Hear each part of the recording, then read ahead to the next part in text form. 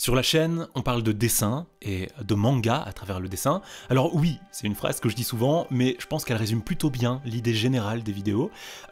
J'adore le dessin, j'aime en parler, j'aime partager autour de cet univers, et pour moi, dans mon parcours en tout cas, le dessin et le manga, ce sont deux choses totalement liées, indissociables. Sans manga, j'aurais jamais découvert le dessin. En tout cas, je m'y serais jamais intéressé comme je le fais aujourd'hui. Les mangas ont bercé mon enfance, mon adolescence, et continuent encore de bercer ma vie d'adulte. Alors là, dans cette vidéo, je voulais une nouvelle fois mélanger ces deux mondes. Je voulais te parler de ces créateurs de mangas, ces mangaka qui dessinent comme personne. Ah, ceux dont je vais te parler font clairement partie des meilleurs. Sans déconner, ils sont beaucoup trop forts. J'ai beau dessiner depuis que je suis tout gosse, à côté d'eux, je suis une majorette, je suis un clown. Alors si tu veux découvrir ou redécouvrir certaines de ces pointures, ou juste si tu veux entendre mon avis sur ce qu'ils font, eh bien, t'es au bon endroit. Installe-toi tranquillement, mets-toi à l'aise, c'est parti. Ah, et oui, je l'oublie toujours celui-là. Petit disclaimer, fais attention au spoil. Si jamais t'es pas vraiment à jour dans les mangas que je vais citer, et t'inquiète pas, je vais les citer avant d'en parler, mais pour illustrer mes propos, je vais utiliser des cases et des pages de ces mangas.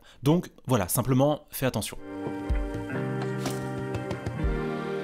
À seulement 12 ans, Yusuke Murata gagnait déjà ses premiers concours de dessin, et pas n'importe lesquels. Ses personnages ont été implémentés officiellement dans un jeu Megaman. L'idée, c'était de dessiner, de designer de potentiels méchants pour cet univers. Voici donc ses créations, celles qui ont été retenues, Crystalman et Dustman. C'est quand même vachement stylé quand t'as 12 ans de créer de vrais personnages pour un jeu vidéo, en plus quand il s'agit d'une licence aussi connue et aussi populaire que Megaman. Plus tard, il s'intéresse davantage au manga, il a envie de devenir un vrai mangaka. Alors franchement là, il a mis toutes les chances de son côté. Yusuke Murata a réussi à obtenir un poste d'assistant chez un mangaka, chez un dessinateur de manga qu'on ne présente plus, Takeshi Obata. Ne t'inquiète pas, on parlera de lui un peu plus tard dans la vidéo. Franchement, quel boss. Quand quelqu'un comme Takeshi Obata t'enseigne le dessin, tu ne peux que devenir un grand dessinateur dans le manga. Il n'y a pas d'autre option possible.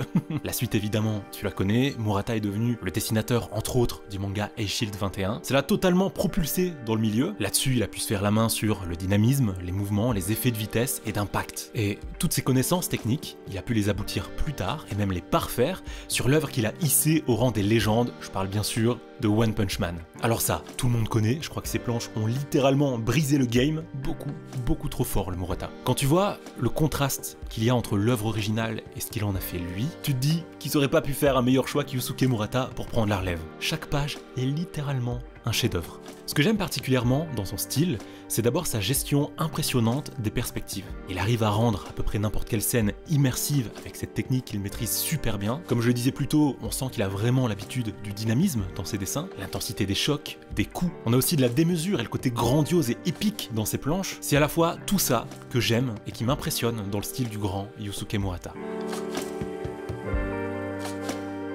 Takehiko Inoue gagne lui aussi un premier concours dans sa jeunesse. Et tu vas le voir, c'est d'ailleurs souvent le cas, généralement les grands mangakas sont passés par là, et ce premier concours, il le gagne grâce à un one-shot sur le basket. Ah, dès le départ, on voit qu'il aime ce sport. Les années passent, et lui aussi arrive à décrocher un poste d'assistant chez un mangaka, d'ailleurs un très grand mangaka de son époque, puisqu'il s'agit ni plus ni moins du créateur de City Hunter et de Katsai, entre autres. Ouais, on voit quand même le niveau. Takehiko Inoue apprend à ses côtés à parfaire sa technique, et quelques temps plus tard, il décide de se lancer. Il va reprendre du coup le thème de son tout premier succès, le basket, pour nous créer l'un des plus grands chefs-d'œuvre du genre, Slam Dunk. Un énorme succès, qui lui a d'ailleurs permis de créer son propre label derrière, pour récupérer la totalité des droits sur son œuvre et pour pouvoir gérer comme il l'entend sa commercialisation. Et ça tu vois, c'est quelque chose qui se fait très rarement dans le monde du manga. Déjà ça c'est un signe, on remarque qu'il a quelque chose de différent. Plus tard, il crée Buzzer Blader, un autre manga, mais toujours sur le basket. Et cette fois, il s'essayera à une nouvelle technique, il va le coloriser par ordinateur. D'ailleurs, le rendu est super cool, je trouve. Et du coup, ce manga Buzzer Blader, qu'est-ce qu'il a de particulier? Eh bien, il voit le jour en 96. Jusque-là, tu vas me dire, bah ok, tout va bien. Sauf qu'il le publie sur internet. Oui, j'ai bien dit en 96. Le type avait beaucoup d'avance sur son temps. Aujourd'hui, ça se fait beaucoup, on en voit partout des mangas comme ça qui voient le jour sur internet, mais à cette époque, c'était une vraie prise de risque. Il continue comme ça son parcours, s'essaye à différents projets et finit par se mettre sur Vagabond. Ah, cette fois, plus aucun rapport avec le basket. C'est bon, il en a fini.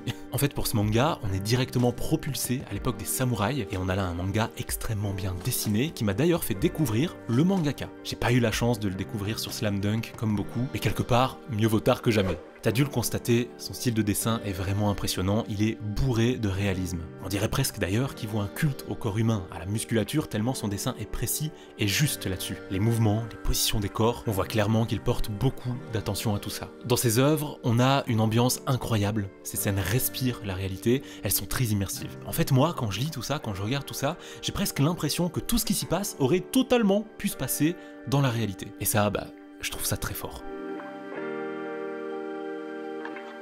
Kohei Horikoshi, mangaka derrière My Hero Academia, a lui aussi un parcours très codé. Il remporte un prix, il devient plus tard assistant d'un mangaka assez connu de son époque, mais si je te résume tout ça vite fait, c'est parce que c'est pas vraiment là-dessus que je voudrais m'attarder. En préparant cette vidéo, je suis en fait tombé sur une anecdote vraiment incroyable à son sujet. D'ailleurs, peut-être que tu la connais, ici on va parler du fameux fanart de Smoker, personnage du manga One Piece. On est en 2002, Kohei Horikoshi devait avoir entre 15 et 16 ans à l'époque, et à ce moment-là, ce futur mangaka était déjà un fan inconditionnel de One Piece. Pour un concours, il décide d'envoyer ce fanart, basé sur le personnage de Smoker, à Oda lui-même. Coup de chance, son dessin est sélectionné, et il est même apparu dans le tome 23 de One Piece. Alors là, c'est la grosse claque pour l'adolescent. Sans déconner, je crois qu'on aurait tous aimé être à sa place. J'imagine aisément que cet événement a dû lui donner toute la motivation nécessaire à ne jamais rien lâcher, lui qui aspirait à devenir à son tour un grand mangaka.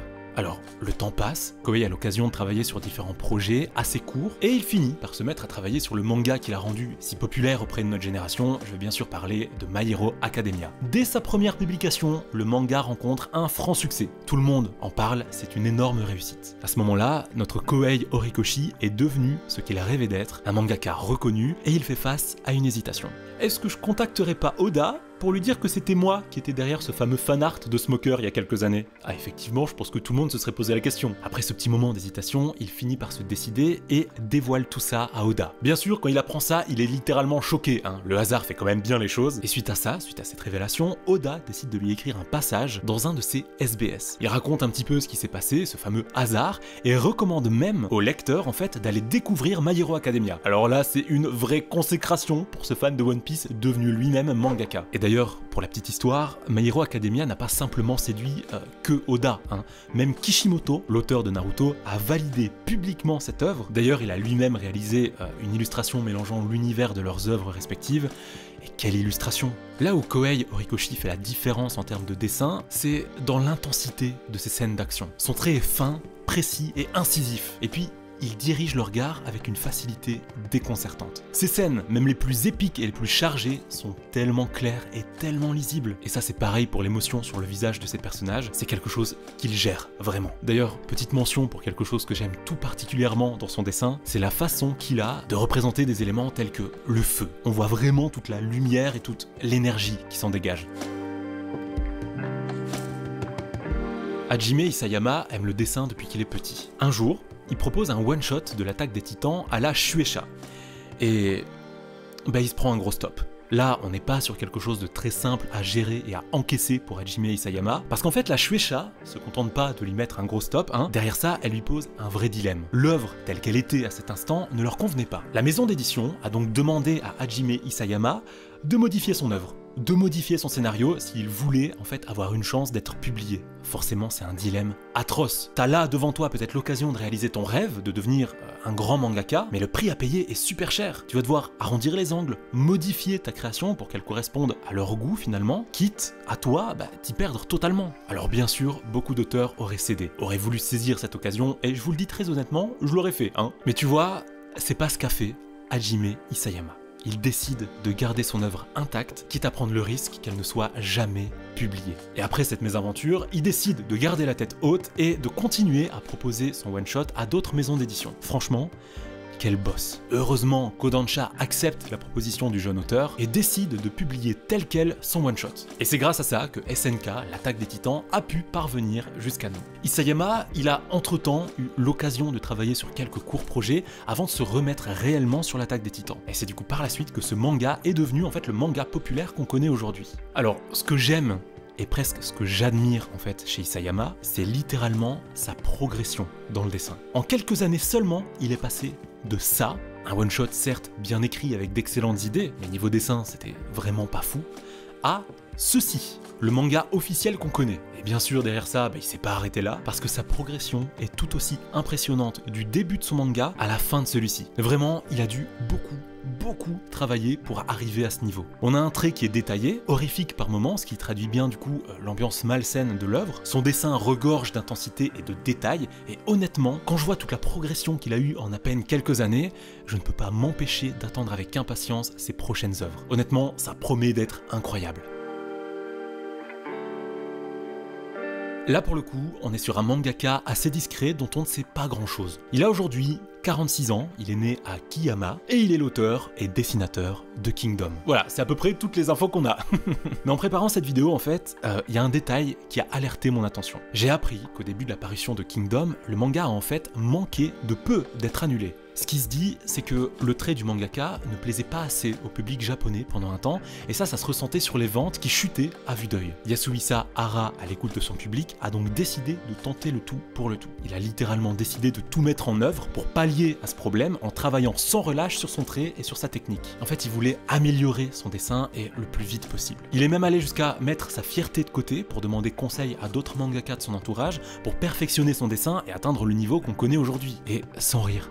Quel niveau! Là aussi, on est sur de la progression qui est littéralement folle. Son manga regorge de scènes épiques, violentes et surtout vivantes. Son dessin, eh bien, il est beau. Il a développé un vrai sens du détail au fil du temps, et ce qui m'impressionne beaucoup, c'est sa capacité à rendre lisibles toutes ces scènes de guerre, comprenant un nombre incalculable de personnages se mettant sur la tronche. Vraiment, sa gestion de l'espace est incroyable. Ses planches sentent l'épique à plein nez. Alors en présentant son travail dans cette vidéo, je voulais, un peu comme pour Isayama, souligner sa détermination et sa progression dans le dessin. Il a clairement atteint un niveau de fou. On a là certainement un des mangaka qui m'a le plus impressionné techniquement parlant. En 1990, à l'âge de 18 ans, Sakamoto Shinichi se fait repérer dans le milieu et remporte un prix du Shonen Jump pour une histoire intitulée Kiss. Mais ce n'est que 5 ans plus tard que l'aventure va vraiment débuter pour lui, avec son manga Bloody Soldier, publié dans le Shonen Jump. Cette première victoire, cette première réussite l'entraîna très vite sur d'autres projets, et l'un d'eux a attiré mon attention sur lui, un manga s'intitulant Ascension. Je crois que c'est littéralement l'une des plus grosses claques visuelles que je me suis pris de toute ma vie. Après quelques années de parution, on est en 2010, la série Ascension se voit être couronnée par un prix d'excellence dans le cadre du Japan Media Arts Festival. Et c'est un peu plus tard, en 2013, qu'il se mit à travailler sur, à mes yeux, son second chef-d'œuvre visuel, Innocent. Encore une énorme claque, hein. Et celle-ci, je peux te dire qu'elle m'a mis KO. Ah, c'était un KO légendaire. Regarde un petit peu ce réalisme poussé à l'extrême. On est vraiment à la limite de sortir du manga, tellement c'est à couper le souffle. Les lèvres, les yeux, les cheveux, c'est vraiment hyper bien fait, ça doit demander une certaine rigueur et d'énormes connaissances. Pour revenir maintenant sur Ascension, on ressent vraiment tout le froid qui ressort de ces scènes, sans parler bien sûr de la beauté des paysages. Ce mangaka sait absolument tout dessiner. Il utilise beaucoup de jeux de contraste dans ses dessins, le noir est très souvent intense et présent. En fait, il lui permet de mettre en évidence ses différents personnages, et techniquement parlant, ses dessins sont vraiment aboutis, surtout par rapport à ce qui se fait en général dans le monde du manga.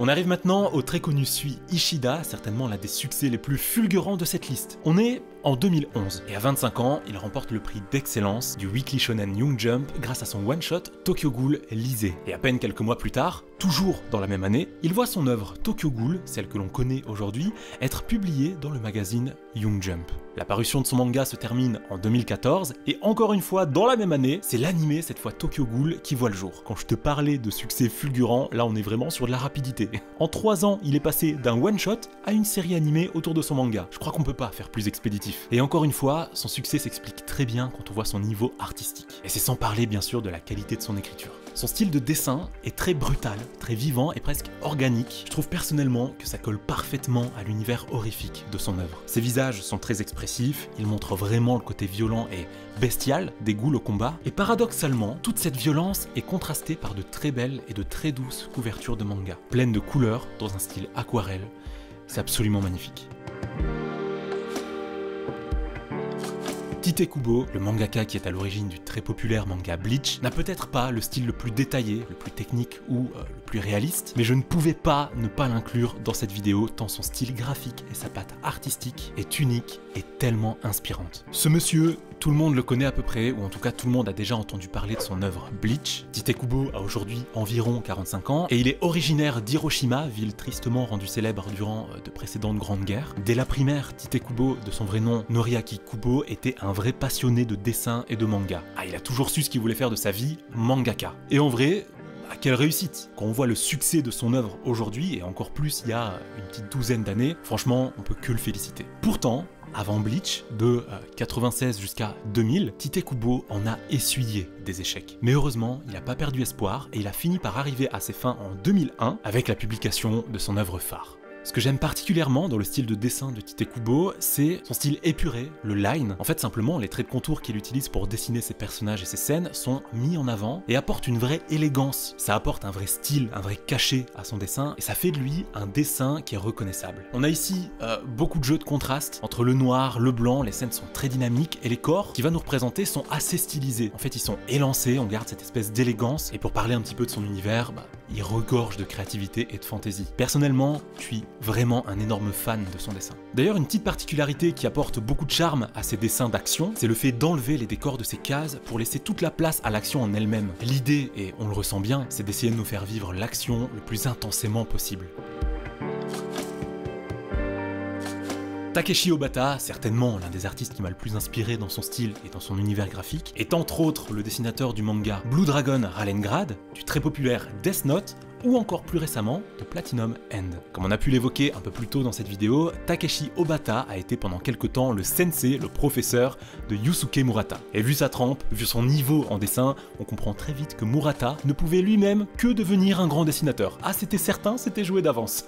Takeshi Obata a souvent fait équipe avec Tsugumi Oba, son style de dessin s'adaptant parfaitement à l'écriture particulière de ce dernier. Ils ont pu travailler ensemble sur Death Note, sur Platinum End, que j'ai cité plus tôt, mais aussi sur Bakuman, qui est lui dans un tout autre registre. À chaque fois, la sauce prenait, le succès était au rendez-vous. Voilà l'exemple parfait d'une équipe qui gagne à tous les coups. Ah, et petite anecdote, Takeshi a été repéré à seulement 16 ans avec son œuvre 500 Kunen no Chinois. Alors évidemment, tu m'excuseras la prononciation éclatée au sol, récompensé par le second prix Osamu Tezuka. Et ce, je le répète, à seulement 16 ans. Et bien sûr, comme tu peux le voir, son style a beaucoup changé depuis ce moment-là. Si j'aime tant son travail, son style de dessin, c'est parce qu'il arrive à maintenir un équilibre parfait entre le style de manga classique et le réalisme. L'ambiance de ses scènes est assez sombre, surtout quand le scénario du manga le demande. Takeshi Obata sait d'ailleurs très bien dessiner les paysages et plus particulièrement les décors urbains, tout ce qui est ville, bâtiments, maisons, etc. Et ça, à titre perso, c'est vraiment quelque chose que j'ai beaucoup de mal à faire. D'ailleurs pour lui, cette facilité, on la ressent très fort dans Death Note et Platinum End. Si on sort un petit peu du contexte très codé du manga pour parler des artworks et des illustrations qu'il a pu faire, c'est littéralement à couper le souffle. Il arrive à nous créer des fresques bourrées de détails et de références à l'art gothique occidental, tout en y ajoutant, en y mêlant l'influence asiatique et des estampes traditionnelles japonaises. Ça se ressent en fait dans la composition. Et je trouve sincèrement que c'est un mélange parfait. Évidemment, je ne pouvais pas ne pas terminer cette vidéo par Kentaro Miura, qui nous a malheureusement quittés assez récemment, laissant derrière lui une magnifique œuvre orpheline, Berserk. Ce mangaka était, et d'ailleurs ce mangaka est toujours, une vraie leçon dans son milieu, une véritable source d'inspiration pour tous les artistes dessinateurs, qu'ils soient d'ailleurs mangaka ou pas. En préparant cette vidéo et en m'intéressant un petit peu à son parcours, j'ai appris que Kentaro Miura a vécu son enfance dans un contexte familial particulier, puisque totalement plongé dans l'art. Son père, c'était un dessinateur, plus précisément un dessinateur de storyboard publicitaire, et sa mère, elle, était professeure d'art plastique. Autant dire que ce contexte le prédestinait un petit peu à s'intéresser tôt ou tard au domaine artistique. Et effectivement, ça n'a pas manqué, mais ça ne s'arrête pas là. Durant sa scolarité, il se lie d'amitié avec un autre garçon, passionné du dessin, qui a d'ailleurs lui aussi réussi plus tard à devenir mangaka. Il s'agit de Monsieur Koji Mori. Du coup, bon, développant lui-même une véritable passion pour le dessin, Kentaro Miura s'est donc entouré de personnes liées à l'art de près ou de loin jusqu'à ses 18 ans, l'âge où il a pu travailler comme assistant pour Morikawa Joji, légendaire mangaka de son époque qui est à l'origine du fameux Hajime no Ippo. Mais très vite, coup de tonnerre pour Kentaro, Morikawa Joji le renvoie chez lui, il ne veut plus de lui. Là où on pourrait s'attendre à une raison assez négative, c'est en fait tout le contraire qui se cachait derrière cette décision. Kentaro Miura était en réalité si doué dans son domaine, dans le dessin, que monsieur Morikawa Joji ne pouvait en fait rien lui apprendre de nouveau. Il ne pouvait tout simplement rien lui enseigner que Kentaro Miura ne connaissait pas déjà. C'est dire le niveau du bonhomme. Pour ce qui est de son dessin, je pense que ce qu'il caractérise dans un premier temps, c'est son sens du détail poussé à l'extrême. Kentaro Miura maîtrise littéralement toutes les techniques. Il connaît absolument toutes les ficelles et toutes les subtilités du genre. Ses planches regorgent de violence, d'intensité et de précision. Ses doubles pages, elles, sont tout simplement folles. En fait, on est comme complètement plongé dans une sorte de démesure épique. Et ce talent très expressif s'exprime tout aussi bien dans les différents visages de ses personnages. Parfois ils sont doux, apaisés, et d'autres fois ils sont totalement déchaînés et presque déchirés de haine, de violence ou de brutalité. Quand je te disais un peu plus tôt que Kentaro Miura était et restera une leçon, une vraie source d'inspiration dans son domaine, je pesais mes mots. Vraiment. Cette vidéo était peut-être un peu longue, si c'est le cas, j'espère que tu m'en excuseras, mais en vérité, je pouvais pas faire autrement. Il fallait que je te parle de ces artistes, de ces mangaka que j'admire et qui m'ont d'ailleurs pour certains beaucoup inspiré. Je pense qu'on a vraiment beaucoup de chance de vivre à une époque où ces œuvres, ces univers sont à ce point accessibles et à portée de main, alors vraiment, il faut qu'on en profite. Évidemment, il reste encore beaucoup d'autres mangaka très talentueux, et si d'ailleurs toi, tu penses à quelqu'un en particulier, eh bien n'hésite pas à venir m'en parler en commentaire, je serai ravi de pouvoir découvrir d'autres artistes du genre. Il est maintenant l'heure pour moi de filer, j'espère que cette vidéo t'aura plu, j'espère que t'auras passé un bon moment en ma compagnie, je te dis à très vite pour une prochaine vidéo sur la chaîne, d'ici là porte-toi bien, parce que tu le sais, c'est ce qui est le plus important. Salut!